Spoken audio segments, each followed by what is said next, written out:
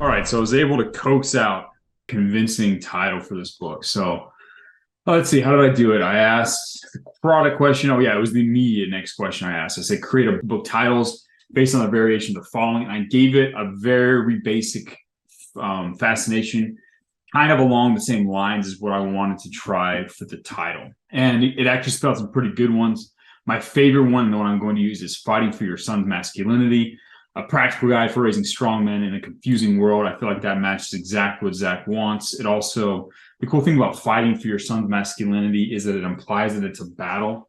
And every father wants to fight for their sons. They want to fight for giving their sons what their sons need. So I definitely think this is the winning title. So this is going to be the winning title for the book, which is cool. I was kind of worried with ChatGPT that I would not be able to, I wasn't going to be able to convince it to do what I needed it to do. So we're going to definitely go with Fighting for Your Son's Masculinity, a practical guide. Let's go ahead and make this just normal text though.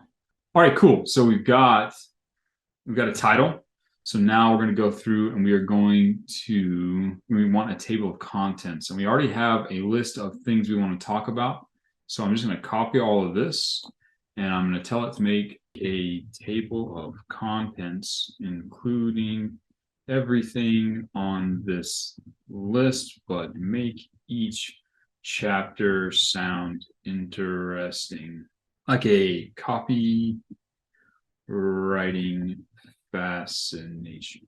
Let's see if we can convince ChatGPT to do some work for us here.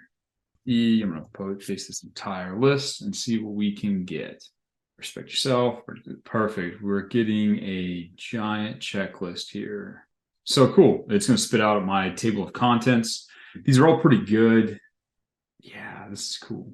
Verbal and physical confidence, teaching your son to stand up for themselves, martial arts training, discipline, self-defense. Yeah, adversity and bounce back from failure. That's not the exact Terminator effect that we're going to use. So I'm going to edit that for context because it's not what I refer to as the Terminator effect. Yeah, sweet. This is cool. So it's spitting out a pretty good, yeah. We're going to change some of these because it's not exactly what I have for the table of contents, but that will definitely work. We got 22 elements.